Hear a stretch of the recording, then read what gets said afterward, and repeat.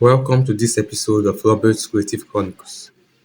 So today I'll be teaching you about the series connection of capacitors.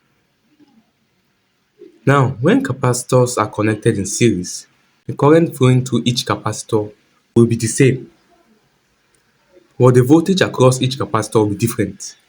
Hence V1, V2, V3, Vn. The equivalent capacitance of all the capacitors connected in series is given by this formula. 1 over equivalent capacitance equals 1 over C1 plus 1 over C2 up to 1 over Cn. So any number of capacitors you are given in the circuit, if they are in series, this is the formula you use to find the equivalent or the total capacitance for n capacitors in series. I hope you understood this episode. If you have any question, feel free to contact me using my WhatsApp or email written in the description below, or you can write them in the comment section. Thank you for watching. Please don't forget to like, share and subscribe to my channel and hit the notification bell to get notified as soon as I drop a new video. Thanks.